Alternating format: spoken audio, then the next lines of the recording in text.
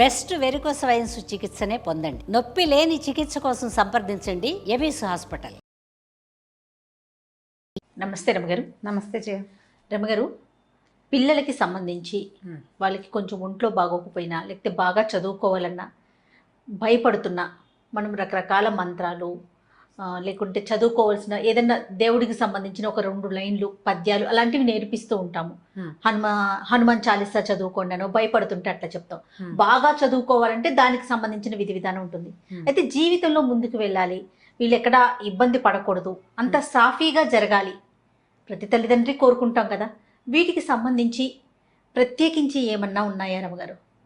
అంటే ఇప్పుడు మామూలుగా మంత్రాలు అనుష్ఠానాలు అందరూ చేయలేరు కదా జయ. ఫలానా మంత్రం, ఆ మంత్రం చెప్పడం నాకే తెలీదు. మంత్రాలు అనగానే వాటికి ఒక విధి విధానం ఒక రకంగా పాటించాలి, ఒక నియమం, తర్వాత ఏమో గురువు దగ్గర నుంచి ఉపదేశం చాలా ఉంటాయి. అవన్నీ చేయలేకపోతాం. మనం తేలిగా ఏం చేస్తాం, శుక్లాంబరతనం నేర్పిస్తాం, ఇక ఆంజనేయ స్వామి మనోజవం నేర్పిస్తాం, దండకం నేర్పిస్తాం, వినాయకుడికి ఏవో 4 పద్యాలు నేర్పిస్తాం. అయితే తల్లులు చేసేందుకు ఒక మంచి ప్రక్రియ ఒకటి ఉంది జయ. మా ఇంట్లో చాలా కాలంగా చేస్తున్నారు, మా అక్కయ్యలంతా ఎంతకాలం నుంచో తెలుసు నాకు. ఇది ఒక ప్రత్యేకమైన విధానం. మామూలుగా సాధారణంగా మనకి ఎట్లా చెప్పుకుంటాం, రామాయణం ఆది కావ్యం. అవునండి. వాల్మీకి ఆది కవి. మానవ జీవితానికి వరబడి సీతారాములే, రాముడే మనకి అత్యద్భుతమైన, అంటే అనుసరించదగిన మానవుడు రాముడు. ఆయన తాలూకు ప్రతి విషయము మనం ఆచరణీయమే. అది మనకి ఆయన అన్నయ్యగా చాలా అద్భుతమైన వాడు, కుమారుడుగా చాలా అద్భుతమైన వాడు, భర్తగా పరమాద్భుతమైన వాడు, రాజుగా ఇప్పటికీ మనకి రామరాజ్యమే కావాలని కోరుకుంటాం.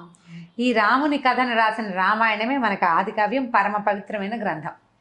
అదే కదా మన మొట్టమొదటి కథ. అయితే ఈ రామాయణంలోంచి కొన్ని శ్లోకాలని మనం చదువుకోవచ్చు. దీనికి గురూపదేశం అక్కర్లేదు, పెద్దగా నియమాలు ఏం లేవు. రోజువారీ దేవుడి దగ్గర దేవుడికి పెట్టుకుని ఏదో చదువుకుంటారు కదా, దేవుడికి పెట్టు చదువుకునే విధానం ఇంచుమించు చాలా ఇళ్లల్లో ఉంటుంది. పెద్దవాళ్ళు మా ఇళ్లలో లేదండి అంటారు, మా ఇంట్లో లేదండి. లేకపోయినా కూడా ఈ రోజుల్లో ఏం చేస్తున్నారు, ఇలా 4 మంచి చాగంటి వారివని, తర్వాత సామవేదం వారివని ప్రవచనాలు విని దీపం పెట్టుకోవాలని, దేవుడికంటూ ప్రత్యేకంగా ఒక గూడు పెట్టాలని, సాయంకాలం అయ్యేసరికి కాస్త ధూపం వేయాలని అందరూ నేర్చుకుంటున్నారు. రెండోది ఏంటంటే, మనం ఉన్న ప్రస్తుత పరిస్థితుల్లో బలవత్తరమైన దైవ సహాయం కావాలని ప్రతి వాళ్ళు కోరుకుంటారు.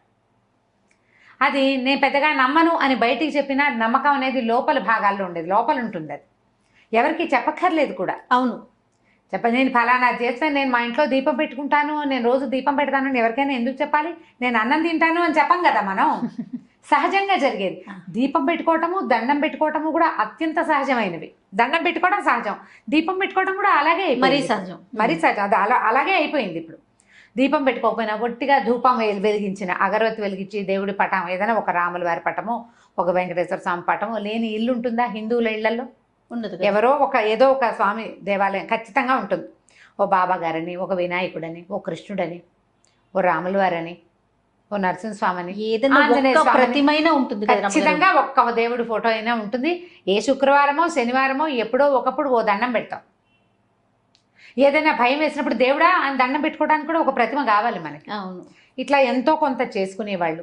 దేవుడి కోసం ఏదైనా చేసుకోవాలి ప్రత్యేకంగా, పిల్లల భవిష్యత్తుకి బాగుండాలి అంటే రామాయణంలో కొంచెం ఒక ప్రత్యేకమైన ఘట్టంలో సీతాదేవి చెప్పిన 4 శ్లోకాలు చాలా అనుసరణీయమైనవి, ఆచరణీయమైనవి. సులువు, కష్టం ఏమి లేదు. శ్లోకాలు కష్టం కాదు. ఇది ఏ సందర్భంలో అమ్మవారు, ఇది సీతా అమ్మవారు చెప్పారో చెప్దాం. సుందరకాండ అంటే ఎప్పుడు, ఇది సీతా అన్వేషణ అప్పుడు ఆంజనేయ స్వామి తదితరులు బయలుదేరారు సీతాదేవిని అన్వేషిస్తూ. రావణాసురుడు సీతను తీసుకెళ్ళిపోయాడు. రామలక్ష్మణులు ఇద్దరు కిష్కిందకు వచ్చి సుగ్రీవుడితో స్నేహం చేశారు. సుగ్రీవుడు వీళ్ళ సఖ్యానికి బదులుగా కొంతమంది వానరులను పంపించి సీతను వెతికిస్తానని చెప్పాడు. ఈ సీతాదేవిని వెతకడానికి బయలుదేరి 4 పక్కలకి భూమి 4 చెరగలా వెతుకుతూ ఒక సమూహం, ఆంజనేయ స్వామి, అంగదుడు, తర్వాత జాంబవంతుడు కలిసి ఉన్న సమూహం ఏమో సముద్ర తీరానికి వెళ్ళింది. అక్కడ వాళ్ళకి సంపాతి అనే ఒక గద్ద వల్ల, జటాయువు యొక్క అన్నయ్య ఆయన వల్ల సముద్ర లోపల ఉన్నటువంటి లంకలో ఒక స్త్రీని ఈయన తీసుకెళ్ళాడని తెలుసుకున్నారు. అక్కడి నుంచి ఏం చేశాడు ఆంజనేయ స్వామి, మిగిలిన వాళ్ళంతా మేము ఇది దూకగలము, దాటగలము అని ఒక్కొక్కళ్ళు చెప్తున్నారు. మేము ఇంత దూరం వెళ్ళగలం, సముద్రాన్ని దాటగలం ఒక గంతులో అంటే. ఆంజనేయ స్వామి నిశ్శబ్దంగా కూర్చున్నారు. కూర్చుంటే ఈయన జాంబవంతుడు ఏం చెప్పాడంటే, మనందరికంటే కూడా ఎక్కువ శక్తిశాలి ఆంజనేయుడు, నువ్వు వెళ్ళగలవు అని ఈయనకి ఈ కిష్కింధ కాండలోనే ఇదంతా ఉంటుంది. సుందరకాండ స్టార్టింగ్ ఏంటంటే ఆంజనేయ స్వామి తన శక్తిని జ్ఞాపకం చేసుకుని ఇక్కడి నుంచి ఎగిరి లంకానగర ప్రవేశం చేయటం. పూర్తిగా ఆంజనేయ స్వామి యొక్క తెలివితేటలు, ఆయన గొప్ప, ఆయన శక్తియుక్తులు, ఆయన యొక్క ఎంత ప్రభావాతిశయాలు కలిగిన వాడు, అవన్నీ కూడా మనకు సుందరకాండలో కనపడతాయి. ఈయన అక్కడికి వెళ్ళాడు, సముద్ర లంఘనం చేశాడు, లంకిడిని పడగొట్టాడు. అశోకవనంలో సీతాదేవిని చూసి ఇప్పుడు రాజును చూడాలి, ఈ లంకకి రాజు ఎవడో అతన్ని కలుసుకోవడం కోసం అశోకవనాన్ని ధ్వంసం చేసేసాడు. వాళ్ళు పట్టుకున్నారు. వచ్చిన వాళ్ళని కొంతమందిని సంహరించేశాడు. అక్షకుమారిని సంహరించి బ్రహ్మాస్త్రానికి కట్టుబడి, అది కూడా కేవలం బ్రహ్మయందు గౌరవం వల్ల, అంతేగాని బ్రహ్మాస్త్రాన్ని కూడా ఆయన కట్టుబడ్డు. ఆయన ప్రధాన లక్ష్యం ఏంటి? రాజును చూడాలి. బ్రహ్మాస్త్రానికి తల ఒగ్గి వెళ్ళాడు. వెళ్ళిన తర్వాత ఇది చెప్పాడు, మీరు సీతాదేవిని మాకు ఇచ్చేసేయి అని. రావణాసురుడు ఒప్పుకోవాలి, చంపేయమన్నాడు. అయితే దూతోనవత్స్య అని చెప్పాడు విభీషణ్. దూతను చంపకూడదు అంటే నిజం, చంపకూడదు. అయితే ఇది వచ్చిన దూత మానవుడు కాదు, వానరం. వానరానికి ప్రధానమైనది ఏమిటి? తోక. ఆ వాలానికి నిప్పెంటించండి, దీని రోగం కుదురుతుంది అన్నాడు ఆయన. ఈ వచ్చిన ఆంజనేయుణ్ణి ఒకడు సముద్రం మొత్తాన్ని లంఘించి 100 యోజనాలు దాటగలిగిన వానరం సామాన్యమైనది కాదన్న ఇంగితం పడలేదు రావణాసురుడు. వ్యామోహం అలాంటిది. వ్యామోహం, తన శక్తి మీద ఆయనకున్న అపారమైన విశ్వాసం, నమ్మకం, దాంతో తోకకి నిప్పంటించారు. ఈయన ఏం చేశాడు? తన తోకకి నిప్పంటితే ఊరుకోకుండా లంకకి నిప్పంటించాడు. ఎప్పుడైతే ఈ వచ్చిన కోతికి, అశోకనవనాన్ని పాడు చేసిన కోతికి తోకకి నిప్పంటించారని తెలిసిందో సీతాదేవి వెంటనే అగ్నిదేవుణ్ణి ప్రార్థించింది. ఇది ఎక్కడుందంటే సుందరకాండలో 53వ సర్గలో ఉంది. 28, 29, 30, 31 4 శ్లోకాలు. ఈవిడ ప్రార్థించింది అగ్నిదేవుణ్ణి. ఇది పిల్లలకి ఎట్లా కనెక్ట్ చేస్తారు అంటారు ప్రశ్న. ఇప్పుడు ఆవిడ అగ్నిదేవుడిని ఏమని ప్రార్థించిందంటే, ఆంజనేయుడు పట్ల చల్లగా ఉండు అని. అగ్ని దాహకత్వమే అతని లక్షణం, కాల్చటం ఆయన గుణం. అవునండి. ఒక వానరము తోక, దాని నిండా వెంట్రుకలుంటాయి. వీళ్ళేమో నూనెలో ముంచిన బట్టలను చుట్టారు. కాల్చకుండా ఉంటుందా? ఉండదు. అంత ప్రచండంగా కాల్చవలసిన అగ్నిని నా యొక్క పాతివ్రత్యం వల్ల నేను ఎలాంటి దాన్నో, నా గొప్ప, నా భర్త, నేను, మా లక్షణాలు, నన్ను కాపాడడానికి వచ్చినవాడు, నన్ను కాపాడాలని కంకణం కట్టుకున్న సుగ్రీవుడున్నాడు, ఇదంతా నిజమైతే నువ్వు అతనికి చల్లగా ఉండాలి అని చెప్పింది.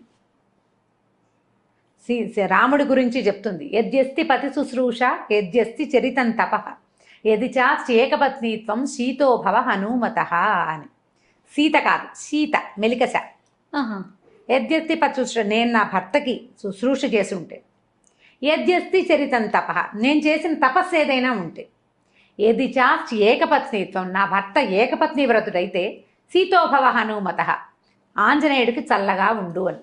ఎట్లాంటిది? రాముడి క్యారెక్టర్, సీతాదేవి క్యారెక్టర్. భగవంతుడు, భగవతి, దేవుడు, దేవి, వాళ్ళ యొక్క గొప్పతనమే ఇందులో ఉంది. ఆవిడ అడిగింది, ఇట్లా చెప్పిందనమాట. తర్వాత ఎదికించిదనుక్రోశస్తస్య మయ్యస్తి ధీమత ఎదివా భాగ్యశేషో మే సీతోభవ హనుమత.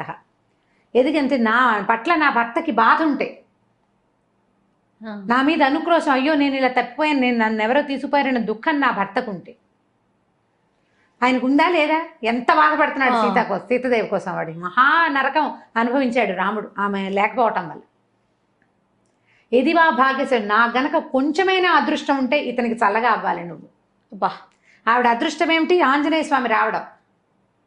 ఏడాది సమయం ఇస్తే ఏడాది లోపలే ఆమెను వెతుకుతూ ఒకడు రావటం, ఆ వచ్చిన వాడు ఈమె ఇక్కడ ఉందని వెళ్ళి వెనక్కి వెళ్ళి చెప్పడం, వాళ్ళంతా వచ్చి ఈమెను రక్షించడం, సంవత్సర కాలంలోనే ఆవిడ అదృష్టమే అది. ఆవిడ ఏడాది టైం పెట్టింది. ఏడాది తర్వాత ఏమిటే ఈవిడేమయ్యేది? కథ మారిపోయేది కాదు పూర్తిగా. ఎది మాం వృత్త సంపన్నాం తత్సమాగమలాలసాం సవిజానాతి ధర్మాత్మ శీతోభవ హనుమత.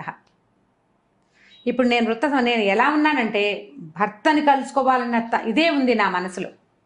అది ఉన్నట్లయితే, నాకు నా భర్తని ఎంత కోరుకుంటున్నానో నా భర్తకి తెలిసినట్లయితే, నువ్వు ఆంజనేయుడికి చల్లగా ఉండు, సీతోభవ హనుమత, ఆంజనేయుడికి చల్లబడు.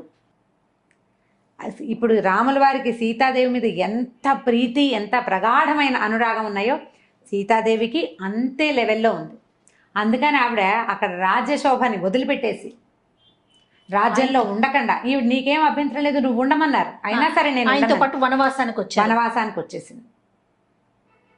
ఆయన్నే వెళ్ళమన్నారు, ఈవిడ్ని వెళ్ళమని అనలా. అవును, భర్తను వదిలిపెట్టలేక వచ్చేసింది. వాళ్ళిద్దరికి ఎంత పరస్పరమైన అనురాగం ఉంది. ఈ దేవీ దేవతలకు ఉన్న పరస్పరమైన అనురాగం ఒక భార్యాభర్తల మధ్య ఉన్న ప్రగాఢమైన అనురాగానికి గుర్తు అనమాట, ప్రతీక. దాని ప్రతీక అదే చెప్తుంది. తర్వాత యదిమాం తారయే దార్య సుగ్రీవ సత్యసంగర తస్మాత్ దుఃఖాంబు సంరోధాత్ శీతోభవ హనుమత. నా దుఃఖం ఆగడానికి నన్ను కాపాడాలని సత్యసంధుడైన సుగ్రీవుడు ప్రయత్నిస్తూ ఉంటే ఈ దుఃఖాన్ని అణచుకోవాలి, నేను ఈ దుఃఖం అణగాలంటే నువ్వు ఆయనకి చల్లగా ఉండాలి, ఆంజనేయుడికి. నా దుఃఖం పోవాలంటే సుగ్రీవుడు వచ్చి నన్ను రక్షించాలి. ఇప్పుడు ఇతను వెళ్ళాలి కదా, ఈయన వెళ్తే నేను రక్షించబడి అక్కడికి వెళ్తే నా దుఃఖము కష్టము నన్ను కాపాడాలని సత్యసంధుడైన సుగ్రీవుడు ప్రయత్నిస్తున్నాడు, ఇది జరగాలంటే నువ్వు చల్లబడు అని అగ్నిదేవుణ్ణి ఆజ్ఞాపించింది. ప్రార్థించినట్టు చెప్తారు. ఆవిడ ప్రార్థించింది కానీ అది ఒట్టి ప్రార్థన కాదు, ఆజ్ఞ. నేను పతివ్రతని, నువ్వు ఆగు అంటే ఆగాలి. నేను పతివ్రతనైతే, నా భర్త ఇట్లాంటి వాడైతే, మా ఇద్దరికి పరస్పరమైన అనురాగం ఉంటే, నాకు అదృష్టం ఉంటే, అంటే ఉన్నాయి ఉన్నాయి ఉన్నాయి ఉన్నాయి అని ఒప్పుకోవాలి. చెప్పకనే చెప్తున్నారు. ఇవన్నీ ఉంటే నువ్వు చల్లగా ఉండాలి అని ఆమె అగ్నిదేవుణ్ణి ప్రార్థిస్తే తోకకి చుట్టబడినటువంటి అంత అగ్ని సమూహం ఉన్నా లంకంతా కాల్చేశాడు కానీ ఆయనకి ఏమీ కాలేదు, కసుగంద లేదు, చల్లగా ఉంది తోక. ఆయనకి మండుతున్న తోకని నీటిలో ముంచి చల్లార్చుకున్నారు కానీ బాధ ఏమీ లేదు, ఆయనకి చల్లగానే ఉంది. అగ్నిని ఆర్పారు కానీ బాధ కాదు. ఈ 4 శ్లోకాలని తల్లులు గనక చేసుకుంటే, ప్రత్యేకంగా కుమారులకని చెప్పబడింది కానీ సంతానం కోసం అమ్మాయిలు కానీ అబ్బాయిలు కానీ పిల్లల భవిష్యత్తు పట్ల వాళ్ళు ఎక్కడికైనా వెళ్తే అక్కడ ఏదైనా ప్రమాదాలు ఎదురవుతాయన్న భయం ఉన్నా, పిల్లల తాలూకు సెటిల్మెంట్ మీద మనకి భయాలు అవి ఉండి జాతకాల్లో ఇబ్బందులు ఉన్నాయని, లేకపోతే అవకాశాలు రావట్లేదని బాధలు అవి ఉన్నా కూడా ఇది అలవాటు చేసుకోవాలి. ఇన్నిసార్లు చదవాలన్న నియమం లేదు. నియమం పెట్టుకోవడానికి ఒక చిన్న పద్ధతి ఉంది, కావాలంటే చెప్తాను అది కూడా.